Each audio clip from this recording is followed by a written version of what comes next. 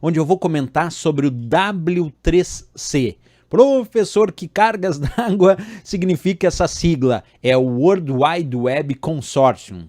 Quer dizer, é o consórcio da World Wide Web. Professor, o que é a World Wide Web? São os recursos, basicamente a World Wide Web são as páginas da web que a gente visita através de navegadores. E esse consórcio, o W3C, é justamente uma comunidade internacional onde várias organizações membros e também uma equipe que trabalha em tempo integral e o próprio público trabalham juntos para desenvolver padrões da web. Então a grande finalidade do consórcio chamado W3C é definir padrões para o que nós chamamos de web, para as páginas da web que visitamos, certo? Aqui eu mostro, inclusive, vou sair da tela um pouquinho para vocês, a página oficial do W3C, que é w3.org, que é justamente ali, pessoal, que a gente tem a ideia teórica sobre quais são as responsabilidades do W3C. Eu vou ler para vocês aqui. O World Wide Web Consortium, o W3C,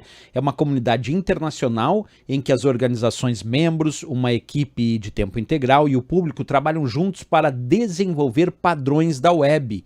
E ainda tem outras partezinhas aqui, como liderada pelo inventor e diretor da web, o Tim Berners-Lee, e pelo Jeffrey Jaffe. A missão do W3C é levar a web a todo o seu potencial, né? Então a gente já sabe agora o que é o W3C, aqui ampliado o texto para quem quiser fazer uma anotação, mas é bem simples, é uma comunidade que dita normas, regras e padrões para a World Wide Web, para www, por isso W3C. Bem, pessoal, vamos lá. Ali no texto vocês identificaram que eles dizem liderada pelo inventor e diretor da web Tim Berners-Lee. Isso é um ponto muito importante, porque muita gente confunde o web com a própria internet. E, na verdade, a internet ela começou a ser desenvolvida no final da década de 60 e se consolidou na década de 70, enquanto a World Wide Web ela surgiu no final da década de 80. Olha uma diferença, a internet é criada no final da década de 60 e se consolida na década de 70, e a World Wide Web é criada no final da década de 80, muito tempo entre uma e outra. Enquanto a internet é inicialmente desenvolvida nos Estados Unidos, a World Wide Web é inicialmente desenvolvida na Europa, mais especificamente no CERN, que é um centro europeu para pesquisas nucleares, entre outras pesquisas que são realizadas no CERN, certo? Então, nesse caso, o Tim Berners-Lee é o criador não da internet, é o criador da web. Ele foi quem criou o que hoje nós concebemos como páginas da web que são acessadas através de navegadores, né? E o que o W3C faz especificamente? Como eu disse antes, pessoal, ele vai ditar normas, regras e padrões para definir as partes principais do que faz a World Wide Web funcionar. Essa é a principal razão deles. As 3 primeiras especificações para a tecnologia do que hoje nós chamamos de páginas da web, elas definiram URLs, HTTP e HTML. Vou explicar um pouquinho melhor. O URL, pessoal, é o padrão de endereçamento que nós usamos. Por exemplo, quando eu digo o endereço https://veonconcurso.com.br, tudo isso é a URL do site Veon Concurso. Então foi definido um padrão de endereçamento que nós chamamos de URL. O HTTP, que significa protocolo de transferência de hipertexto, foi inicialmente definido então como um protocolo padrão para acessar as páginas da web.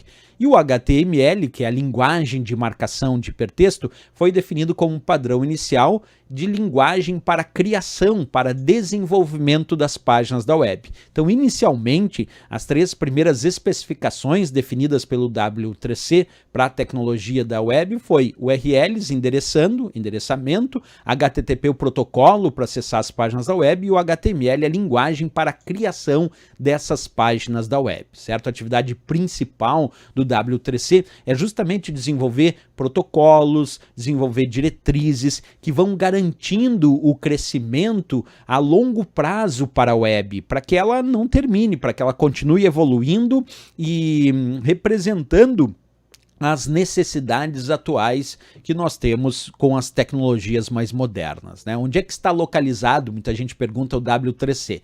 Na verdade, o W3C ele não possui uma única sede física. Na verdade, existem 4 instituições que hospedam o W3C, que é o MIT, lá nos Estados Unidos, o ERSIM, na França, Keio University, no Japão, lá em Tóquio, e também a Beihang University em Pequim, na China. Então, na verdade, tem 4, vamos dizer assim, locais, que são instituições que vão hospedar, que vão abarcar o W3C. Como é que ele é financiado, né? Vem uma pergunta, mas se ele dita normas, regras e padrões para a web, quem é que financia? Então, o W3C, ele recebe fundos de taxas de membros do próprio W3C, bolsas de pesquisa e outras fontes de financiamento, tanto público quanto privado, e também por doações individuais de dinheiro e equipamento. É assim que sobrevive o W3C. A estrutura, pessoal, dele é formada por um comitê consultivo, que é composto aí por um representante de cada membro do W3C, e o comitê consultivo ele tem várias funções de revisão no processo W3C, e ele acaba também elegendo o conselho consultivo e o TAG. Né? Bem, o Conselho Consultivo é o órgão consultivo eleito pelo Comitê Consultivo. E o TAG, que eu disse antes, é o Grupo de Arquitetura Técnica, extremamente importante. É ele que busca principalmente documentar os princípios da arquitetura usado aí nas páginas da web. E o diretor, né, do W3C avalia o consenso para as decisões de todo o W3C. Existem também os chamados grupos regulamentados, que são compostos aí por representantes dos membros e também alguns especialistas convidados, e eles vão produzindo a maioria dos produtos do W3C de acordo com as etapas e processos que o próprio W3C acaba definindo. Aqui eu mostro alguns dos padrões importantes que a gente tem que conhecer para as provas de concurso, que são definidos atualmente pelo W3C, como por exemplo a linguagem de marcação de hipertexto e também o CSS. Certo? HTML e CSS são as tecnologias fundamentais hoje em dia para desenvolvimento das páginas da web. O HTML aí, dito linguagem de marcação de hipertexto, e também para isso pensando na estrutura, né? E o CSS para o estilo e layout, incluindo fontes web. Então, quando a gente pensa no HTML, ele é para a estrutura das páginas que a gente desenvolve. E o CSS é para estilo, para o layout dessas páginas. Também, outro padrão importante quando a gente pensa no W3C, que ele define, é os scripts e também o Ajax. São padrões de APIs para desenvolvimento de aplicações web do lado cliente e que incluem, por exemplo, geolocalização, o próprio XML, né? O Ajax em si, o padrão W3C para modelo, por exemplo, de documento, que é o DOM, e tecnologias como o XBL possibilitam a criação de documentos interativos com scripts. Então, tanto quanto a gente pensa em HTML, CSS, XML, script, Ajax, são padrões definidos pelo W3C. Quando a gente fala de gráficos, pessoal, o W3C ela é a casa do formato chamado PNG, que é um formato muito utilizado para imagens, e também do formato vetorial SVG, além de outros recursos para imagens e para gráficos que o W3C acaba incluindo aí nos seus padrões, certo? Perfeito, pessoal. Dito isso, vamos resolver questões de provas de concurso sobre o W3C. Acompanha comigo, então,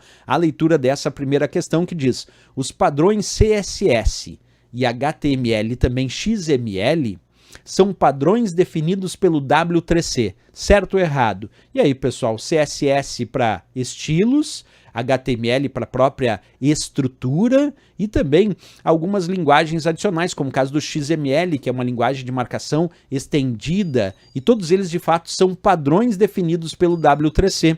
Então vamos marcar como certo, porque hoje em dia com certeza o W3C define padrões para HTML, para as folhas de estilo CSS e também para a linguagem de marcação estendida, que é o XML, que hoje em dia é muito útil para permitir troca de dados e informações entre sistemas diferentes.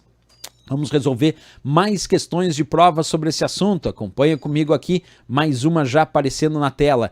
Com relação à acessibilidade na web, conceitos básicos e recomendações do W3C, julgue o item em seguida.